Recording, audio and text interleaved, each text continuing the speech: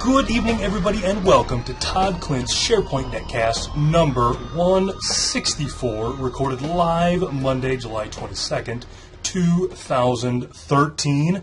I am your host and godfather to the new royal baby. They haven't released that to the public yet, but I will be the royal baby's godfather. But my name is Todd Klindt, and I am the namesake of Todd Klindt's SharePoint Netcast. The brainchild behind it all, the writer, the producer, the editor, the star, the janitor, and all that.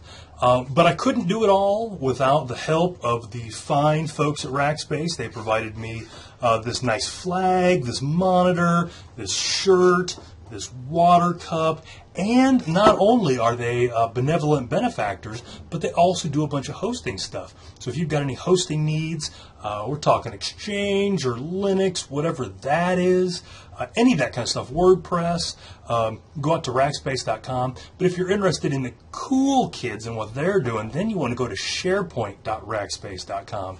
And you can see all the different services we provide, hosting, all that kind of stuff. And my wife just dropped a jar of marbles upstairs. You can go out to SharePoint.Rackspace.com and find out all about it. And if you're curious what this whole SharePoint 2013 thing is all about, but just don't have a chance to sign up for it and get it all set up for yourself, we have a free 45-day trial at SharePoint.Rackspace.com. We'll get you set up with a SharePoint 2013 tenant. You can poke around, play with some of the dragging and dropping documents and firing up SkyDrive Pro and all those cool things you've been hearing your friends talk about. You can do them for free for 45 days. But who am I kidding? You'll love it. You'll stick with it. We all know you will. But you can find out. And, you know, all that, the more you guys do this kind of stuff, then the more I get to get cool monitors and flags and shirts and all that. So sign up at SharePoint.Rackspace.com. Okay, now on to the production notes. So for those of you who've been around for more than one episode, you'll know that the sound on last week's Netcast on 163 was kind of bad. Those of you that were in the chat room before I went live know I was having some of my world-famous technical difficulties, but I think I got most of that straightened out. So hopefully this week's sound and video will be better.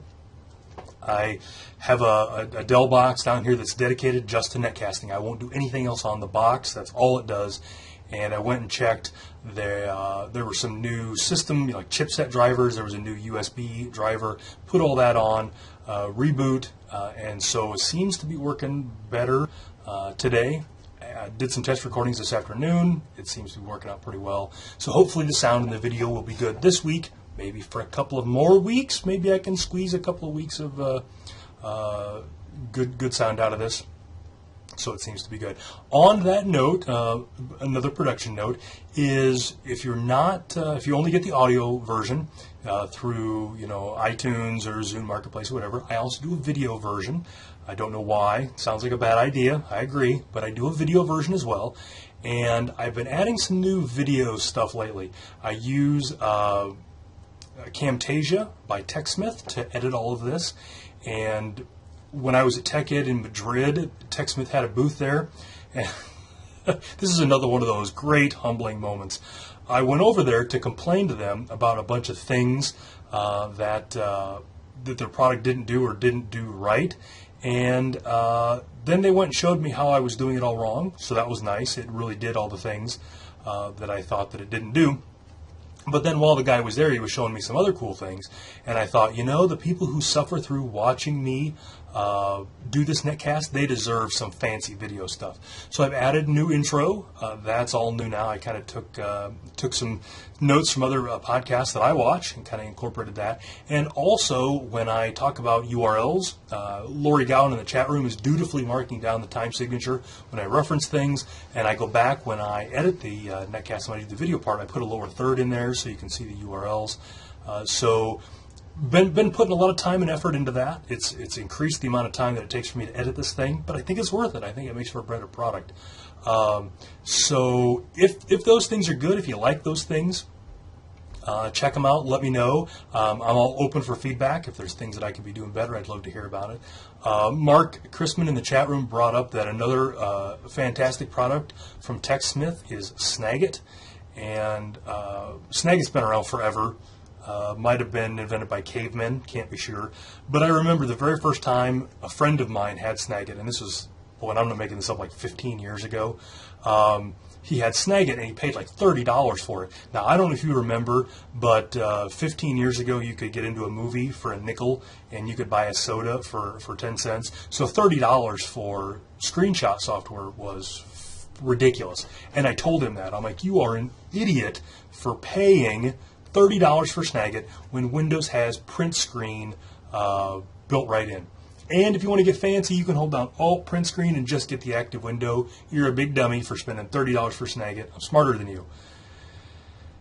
And then I downloaded a trial of Snagit, and I bought Snagit.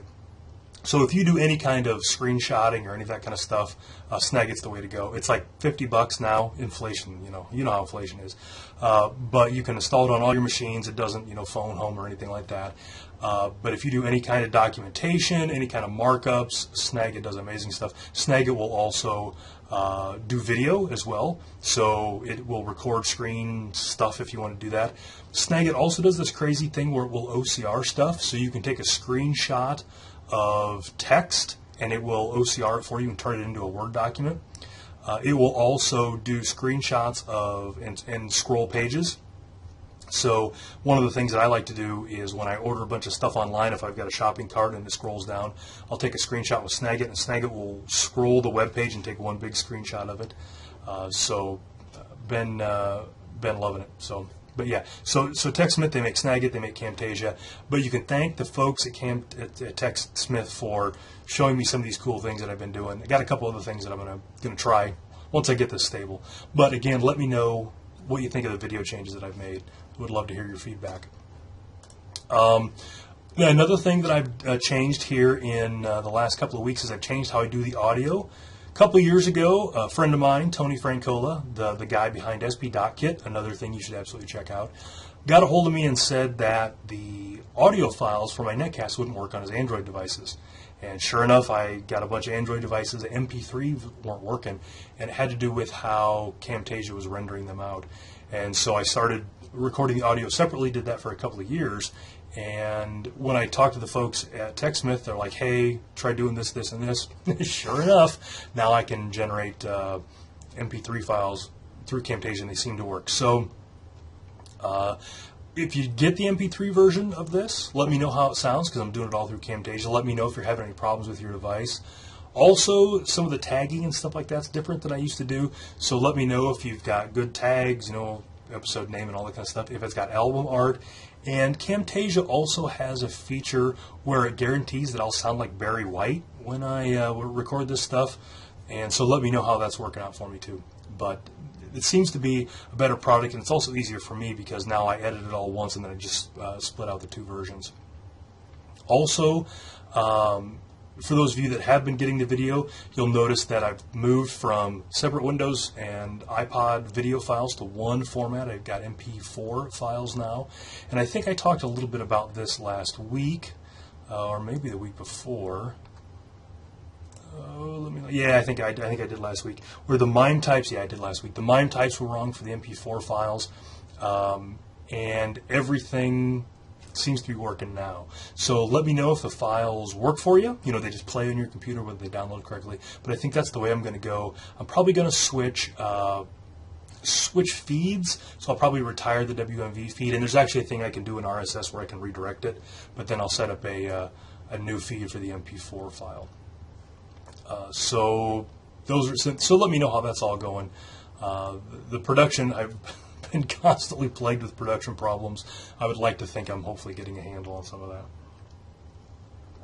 that. Finally, last week, inspired by Doug in the chat room, who subscribes to this channel in Ustream. He's paying the $4 a month to get the premium Ustream membership so that he doesn't have to suffer through ads when he watches it live. But he's also subscribed to this channel so he can see when I go online. And that kind of made me think about sending out like an email blast when I go live.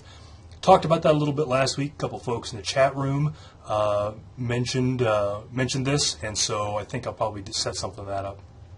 So if you're interested in that, let me know. But it'll be an opt-in, opt-out thing, and then I'll just send out an automated email when I'm ready to go online.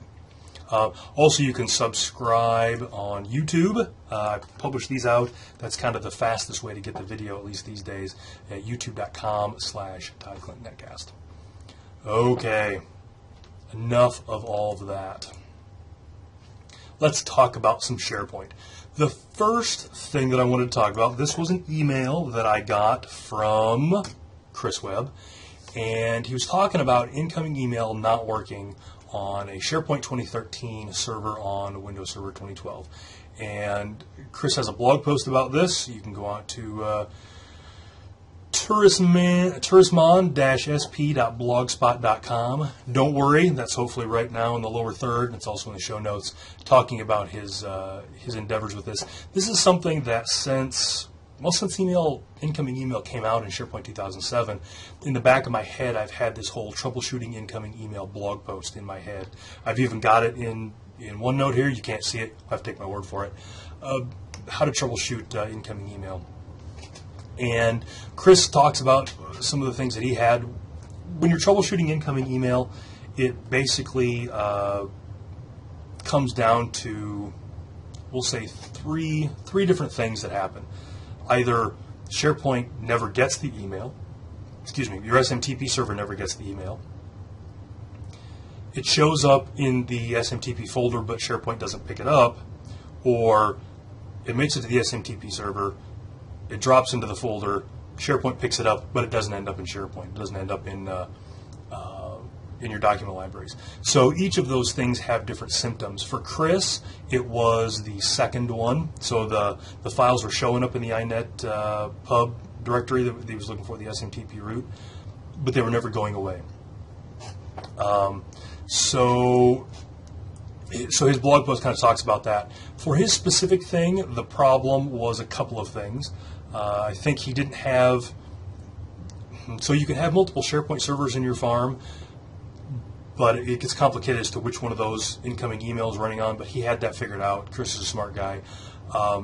His problem was that the service account that the incoming email job was running as didn't have permission to the folder, and so it couldn't look in the folder to see what mail was there to pull it out. So in his blog post, he replaces the C:/ whatever with a UNC path, and that gets around the problem. I've never had to go that route. So the incoming email job runs as a timer job. And what account does the timer job service run as? Everybody say it with me, the farm account. So you need to make sure that your farm account has permission to that SMTP folder where the mail shows up. And there's a couple of things you can do. I mean, like Chris says in his blog post, it's always permissions. And if the mail is getting there and not getting out, it's permissions. That's just how it is. So he did some stuff to get around it.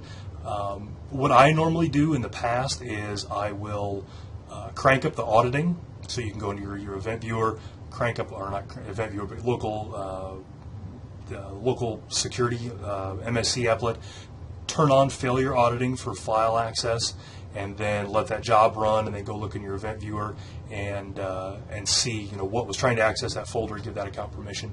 The other thing that I'll do is I never log into the SharePoint box as the farm account, so I can't just check that way.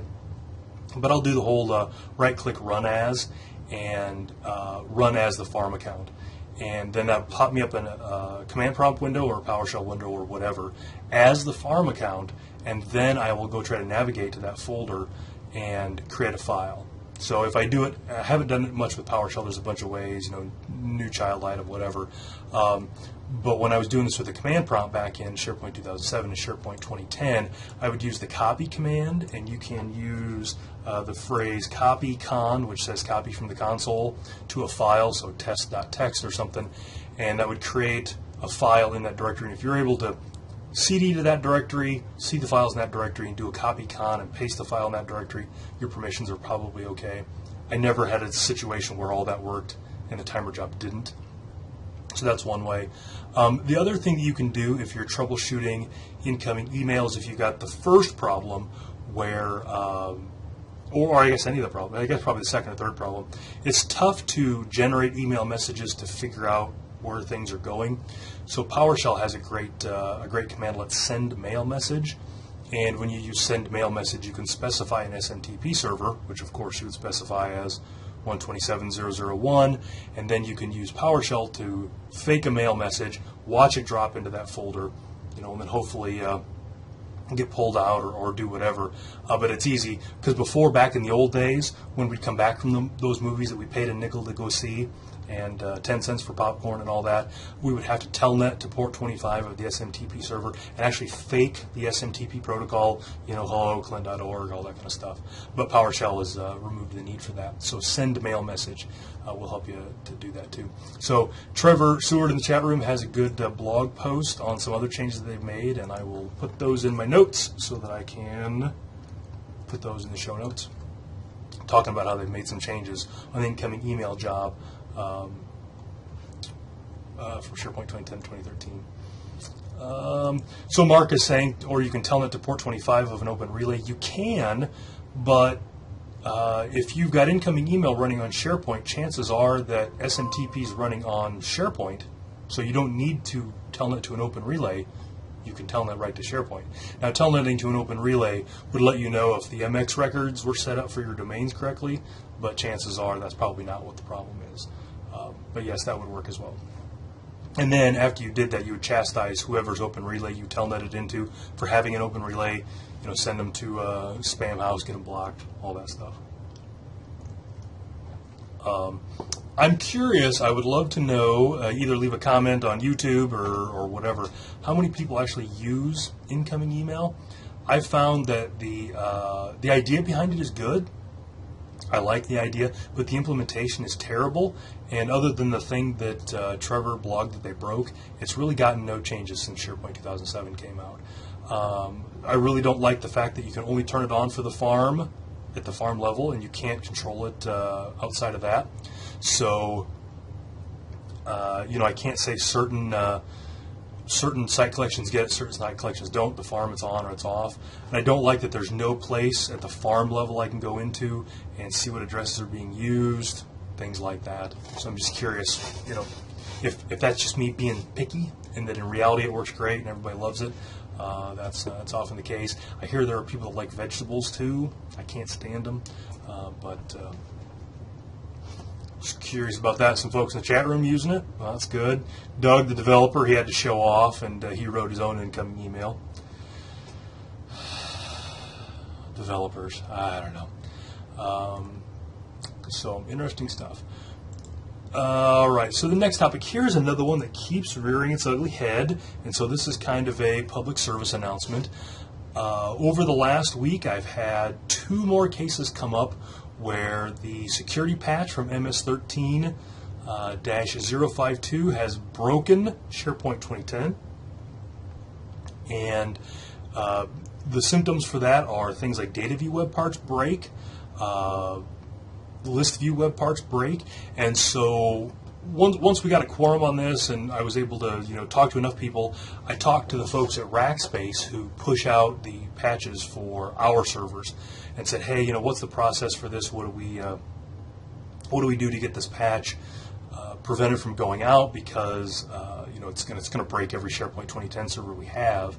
And the guy was kind of, and justifiably, resistant, because it's a security patch, and so he's got some schmuck from Iowa telling him not to install the security patch. For all he knows, I'm working for a cabal of 12-year-old Russians, and I want these security holes in there.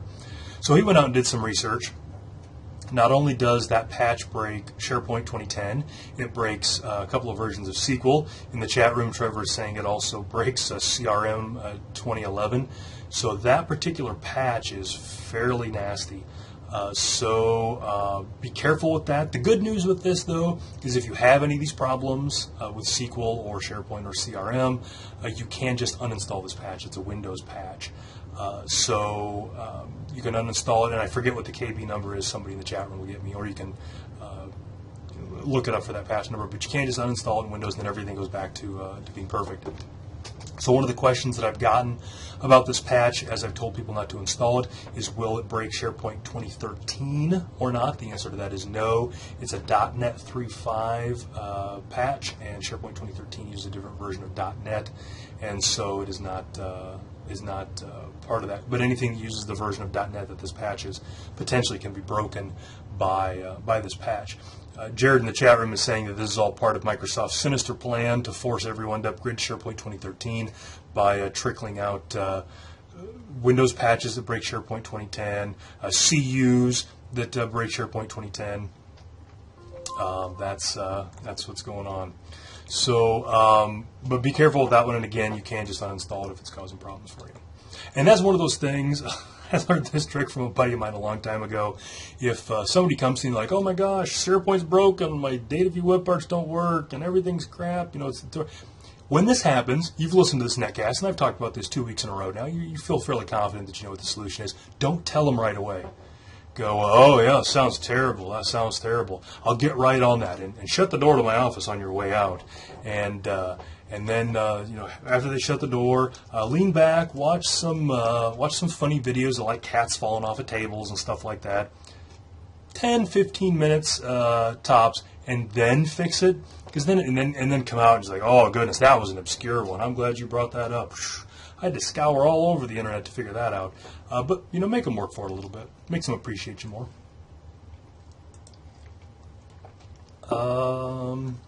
So good. So this is a funny one, but not because it's actually really funny.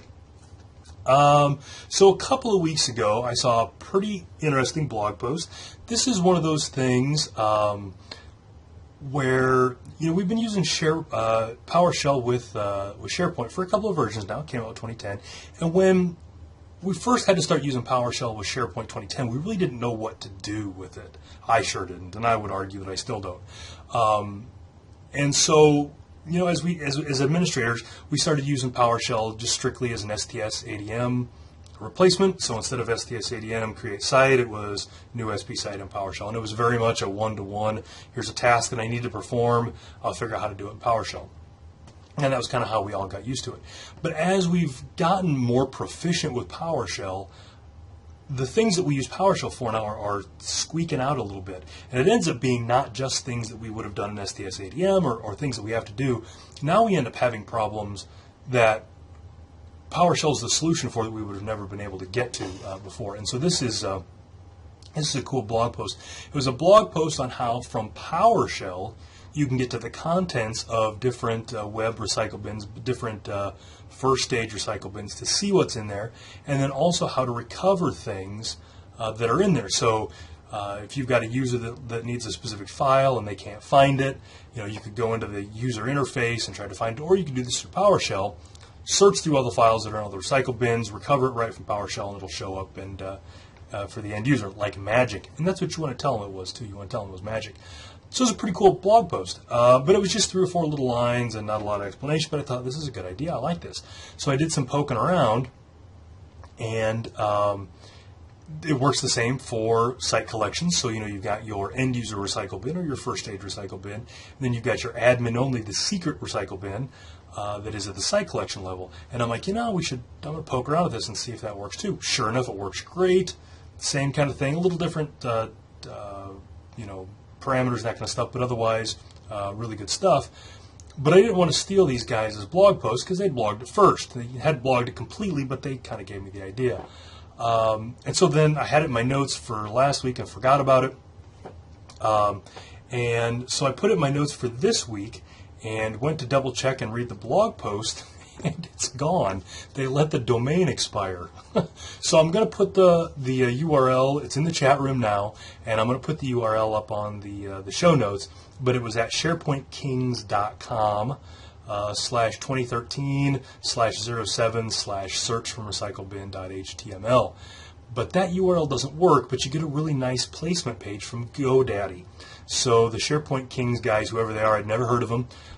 They let their URL lapse, so now we can't go out there. So now I may blog it just to get it out there since their blog post is gone. But this is another one of those cool things where, back when when the recycle bin first came out, figuring out what's where, and users saying, "Oh, I looked in the recycle bin and it's not there." This is a great way to figure out where that's at, and a great use of PowerShell. It's just another one of those ways of thinking outside the box as ways to use PowerShell. And I'm doing a PowerShell talk next month. This might work its way into that. I can think of some fun things to do with this. So speaking of, got an email from another viewer, Rob, and Rob was in a quandary. Rob came to me with a heavy heart. And I understand, after I read through Rob's email, I knew where he was coming from, and I felt his pain. I'm a very empathetic person, and I knew where Rob was coming from, and I wanted to help him out. So Rob came to me, and he has listened to this netcast for a while. Big fan. Probably has a tattoo or something somewhere, but he didn't want to get into that. And so he's heard me talk about how great PowerShell is, and he's bought on. He's drinking the PowerShell Kool-Aid. He's got the big red PowerShell Kool-Aid mustache. He's loving PowerShell. And he had a problem with SharePoint, where he had some list items, and I don't want to get into the full problem because I don't know if I'll do it justice, but he needed to go in and do a database repair. Now, Rob was a smart guy, and he knew that STSADM had a database repair option that would clean up orphans and things like that, and that's exactly what he needed to do, but he wanted to do it with PowerShell. He didn't know how to do it with PowerShell. He couldn't figure out the PowerShell equivalent of STSADM-O database repair. He had seen some things on the net that had him doing some things, but he wasn't able to get those to work. So he came to me and he's like, I want to use PowerShell. And he's like, I just don't think I'll respect myself if I use STSADM to do this task. And I've been telling all my coworkers about how great PowerShell is, and here I am, I have to use STSADM. So what I came back to him with was there are a few, not very many, but a few STSADM operations that don't have direct PowerShell equivalents, and database repair is one of them. And so I told him I wouldn't lose any respect for him if he used STSADM, and if it were me in his shoes, I would probably use STSADM, though I would find some way to wrap it in PowerShell so it looked like it was PowerShell. So that's one of those things. So if you do have database orphans and you need to clean them up, STSADM-O database repair is the best way to do it. I don't know of a good way to do that in PowerShell, and honestly, I've just never looked because it wasn't obvious, and I don't do that often enough for it to come up. But I won't think less of you. I told Rob I'd write him a note for his coworkers if he had to do this and they gave him any static. I offer the same thing to you guys if you need to do that. So another, and I will, so Vlad in the chat room pasted in the URL that has the Microsoft TechNet mapping of STSADM to PowerShell operations, and I will, I'll put that in the show notes as well. That's a great one to have. And then last time I counted, and somebody in the chat room who's not in the middle of doing a netcast could verify this, but there was 5, I think, STSADM operations that didn't have direct PowerShell equivalents. Database repair is one of them. Local upgrade checks, one of them. I can't remember what the other ones are. So today, this will give you no SharePoint knowledge whatsoever. I just need to brag a little bit. I was building a multi-tenant farm today, building a test farm for some multi-tenant stuff. And multi-tenant stuff had a lot of host name site collections, which are, www.company.com inside of a web app that was something else. And I was testing some stuff, and I tried to log in. I created a bunch of accounts and did move SP user, and there's a lot of moving parts and gears and pulleys and things like that. And I tried to log in and got an access denied. And I had done a lot with authentication, and again, I'd moved from like classic to claims and a whole bunch of stuff like that, and got an access denied. So it wasn't, unreasonable that I had screwed up some of the authentication stuff, but maybe for the first time in my entire career, as soon as I got that access denied, I'm like, that's the Loopback Check. And sure enough, it was. So the Loopback detection in Windows 2012 tried to outsmart me, but I was too smart for it. So I went in, shut off the Loopback detection, and got right in. So that was good. So just a reminder, I point all of my SharePoint boxes at themselves for all of my SharePoint web apps. And when you do that, when you have the client process and the server process on the same box, and the client process is accessing the server process as something other than the server's host name, the local security authority in Windows steps in and says, hey, you're trying to get away with some shenanigans, and I'm going to lock you out. You get an access denied. So you need to go in and either set up a whitelist and whitelist all of your web apps, or shut off the loopback detection. So this was kind of a tricky one. So I've got, if you go to toddklindt.com/edit hosts, I've got some PowerShell that will set all that up for you. There are two ways to handle this. There is arguably the right way, and then there's the way that I do it. The way that I do it is I just shut the detection off. I shut it off. I say, loopback, I understand where you're coming from. Your intentions are good. I respect you, but I'm sending you home. And that way everything just works.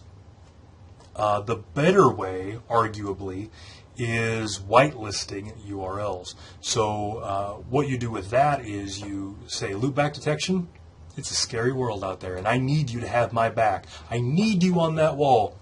A few good minutes on this weekend.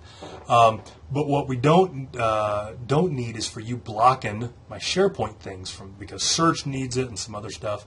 So I'm going to give you a whitelist, and these are all the SharePoint URLs that I want you to let through.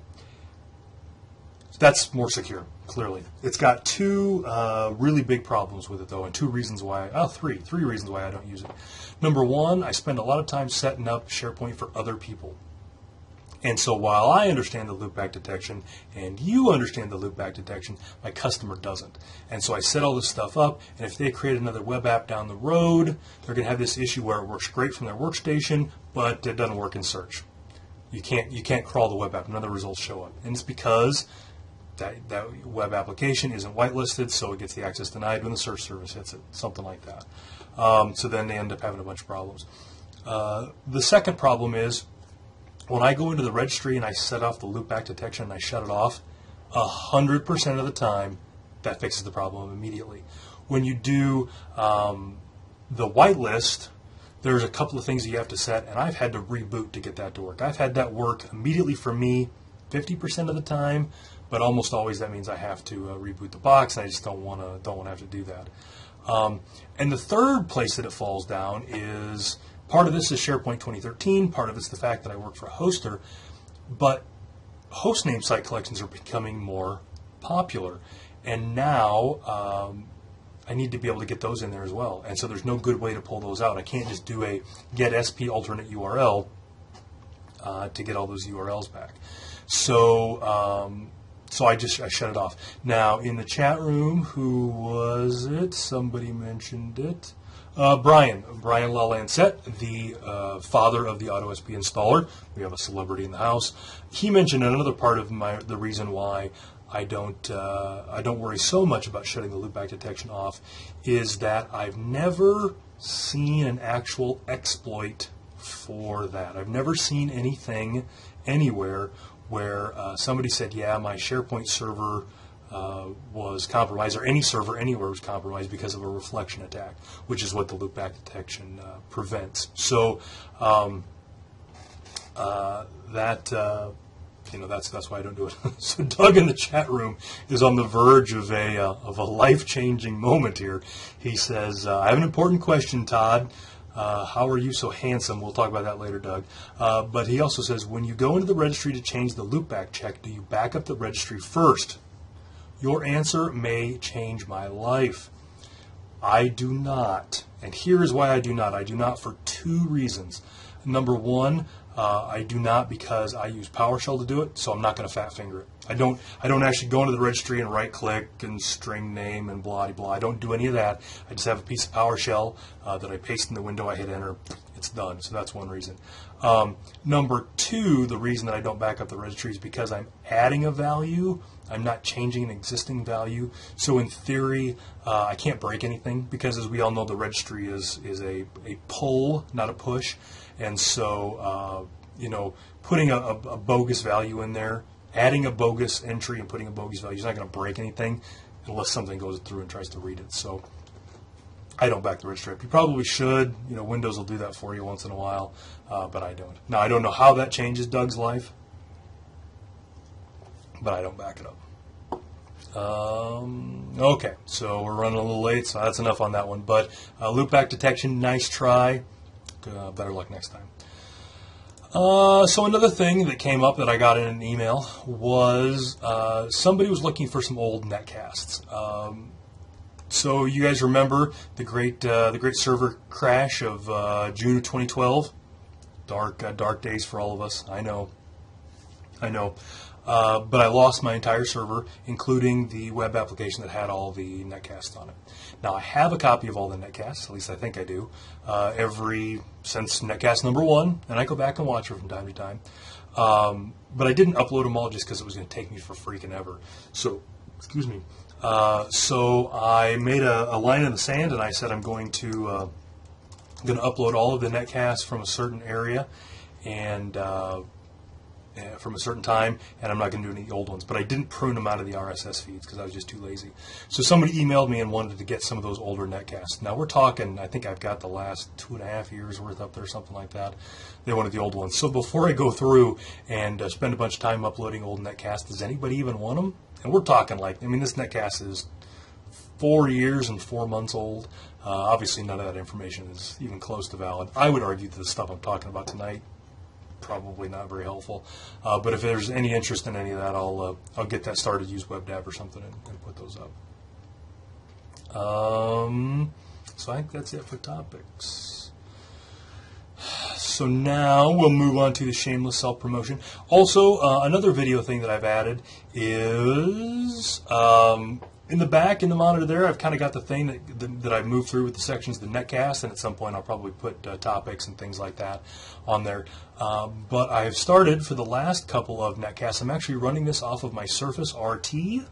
I've got the HDMI connector out running through that monitor, and I've got a slideshow running on my Surface RT device. And when I want to put the next part up, I just tap my screen, and the next one comes up. And that's been pretty handy. I definitely like that. So if you have one of the Surface devices, I want to do something crazy cool like that.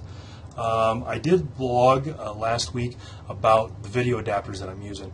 For both the Surface Pro and the Surface RT, they have VGA and WMI adapters. If you buy them from Microsoft, they're $40 a piece. And that seems like a lot to me because they are just industry standards. The Surface RT is just a micro HDMI slot, and the Surface Pro is just a mini DisplayPort. So $40 a piece seems like a lot.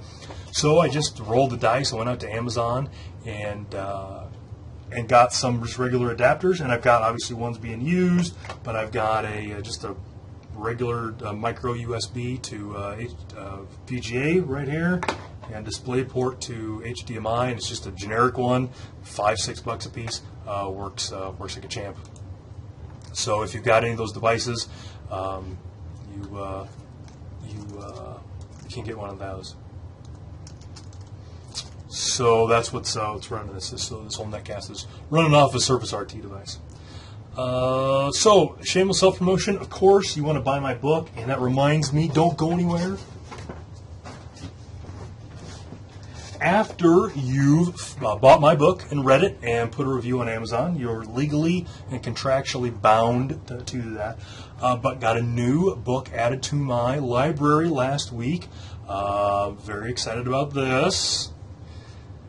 Microsoft SharePoint 2013 Inside and Out. Now this is a book, I know all the authors. This is by Dervish, Shattervan, Penelope Coventry, Penny to her friends, Tom Resing, and Christina Wheeler. Know them all personally. I've known them all for years and been pretty happy knowing all them. So Dervish just lives down the road from me, and we had lunch on Friday, and he gave me a signed copy. Look at that. Yep, that's you can't read it, but there we go. Dervish signed this for me, and this is, so while my book is really heavy on admin stuff, back-end stuff, this one is a little more business user stuff, a little more how to make SharePoint do things for you. And I haven't had a chance to read through it all, yet, but it's good stuff. So after you've bought my book, I highly recommend going out. This one is by Microsoft Press, the O'Reilly folks. It is SharePoint 2013 Inside Out. Got the little thing up there, very nice. Not as cool as a plane, certainly, but thanks to Dervish and the other folks for that one. Fun stuff. Really liking that. So, but buy my book first, of course. But that's just a given. All right. So, and I meant to talk about this earlier, but forgot. The chat room reminded me. Some folks in Twitter posted a thing asking if anybody would be interested in taking a SharePoint cruise, and some of the other technology, SQL's done this a bunch. They take a cruise, like a regular cruise you would take in the Caribbean or whatever, but then they have SharePoint classes, and you can kind of get work to pay for it and all that kind of stuff. So some folks are looking at putting one of those together, and so they've just got a survey here asking you. It's easy. It was like 2 pages. There's like 10 questions. You can't screw any of them up. But if you're a SharePoint person, you go to SharePoint conferences, fill that out for them. There'll be a link in the show notes. And fill that out and let them know what the usage. I will say that I have no affiliation with this whatsoever. I look horrible in a Speedo. Don't know that I'd go on a SharePoint cruise, but it's a great time. I know a couple of the folks that do the SQL ones, and they rave about it, love it to death. Back to the book. Oh, this is good. Adrian Hall of Splunk fame says that SharePoint, my book, Professional SharePoint 2013 Administration, is now available in Safari Books Online. That wasn't the case last month, so I'm glad they got that fixed. So now if you're a Safari Books subscriber, you can read that on your electronic device of choice, iPad, Android, whatever. So thanks for picking that up, Adrian. I appreciate it. Mentioned earlier in the Netcast that I was going to be doing a PowerShell webinar next month, and I'm going to be doing that, and that is a thing. Rackspace is doing a sizzling summer of SharePoint promotion, and you can go to sharepoint.rackspace.com and find some links for that. On Tuesday, and by Tuesday I mean Wednesday, August 7th from 11 to 12, I'm going to be doing a 1-hour session on using PowerShell for fun and profit. Both of those are guaranteed, by the way, in SharePoint 2010. So the recycle bin thing I talked earlier might make a guest appearance in that. These webinars are completely free. There are 2 a day in the chat room. Oh, it looks like she's left. Laura Rogers, one of my coworkers, Wonder Laura on Twitter, is also doing one, I believe. But these are 2 hours a day. I think it's like 11 and 2 o'clock Central. Free webinars. You can sign up for them and just come learn some stuff for free. There's going to be a chat room and all that kind of stuff, so you'll be able to ask questions, heckle, all that thing. And one thing that they've asked, they want to see which ones of us. Oh, Joelle in the chat room's doing one too, apparently. She says the Excel services one will be pretty awesome. Joelle is a coworker of mine as well. They have asked, so our marketing guy is trying to figure out which one of us is the most popular and best looking. And so when you sign up for the webinar, whether it's mine or Joelle's or Laura's, in the questions and comments, put my name, and our marketing guy, Justin, said whoever gets the most of those gets a big hug from him at the end. And, Justin's kind of a looker, so I'm going to be honest. He's been holding out. He won't give me any hugs. Looks like I have to earn it. So if you sign up for one of those because of this Netcast, throw my name in there, and we'll see if I can't get that hug. And if that hug does happen, I'll post a picture of it up on Twitter. So Trevor in the chat room says in the comment, he specifically quote, I asked that they give you a hug. Appreciate that. Thanks for having my back. But sign up for that. We'll be doing PowerShell. And what I'm probably going to do, I haven't got everything mapped out, but it's not going to be a lot of slides, probably not any slides. But it's just going to be doing stuff, applicable things, playing with PowerShell or playing with the recycle bin, playing with the versions, things like that. Just stuff that I've had to do for people over the years in PowerShell. I'm going to give them there. I'll turn the transcript on so you can get all the scripts and that kind of stuff. But should be a good time. So the next week after that, so I'm going to do that. I'm going to recover from that for the rest of the week. Then on Sunday, August 11th, I'm going to fly out to Boston, which is that way for me. Might be a different direction wherever you're at. for SP TechCon. You can go to sptechcon.com and sign up for that. And Shane and I are doing 2 sessions, and I forget what they are, but they're on Monday and Tuesday. I got that much. I know that much. Hopefully, Monday night, I'm going to try to record this netcast live from there. We did that last time in San Francisco. It was a hoot. There was about 30 people live in the room there. A bunch of you guys were online. It was a good time. Lori Gowan's going to be there. I don't know what else to say. It doesn't get any better than that. So once we get that figured out where that's going to be, we'll let you know. And many hugs were had in that room as well. So if you're going to be at SP TechCon, by all means, find us. We're also going to have a Rackspace booth. I'm not sure when I'm going to be there, but there'll be a schedule up there. You can come out and hang out with us. All of the old SharePoint 911 folks are going to be at the booth at some point while we're there. So sign up for that and swing by.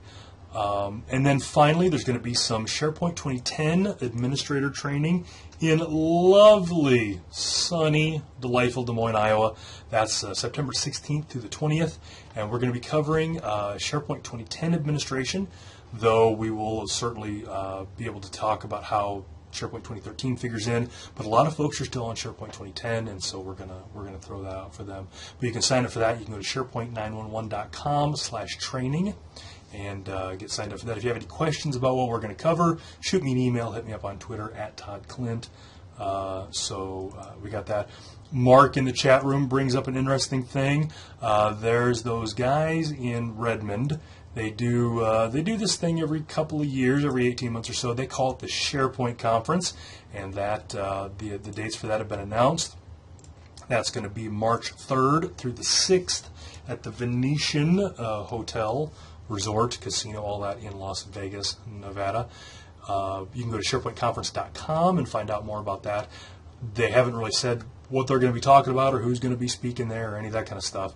But certainly, if you need to start sucking up for budget, that's a good one.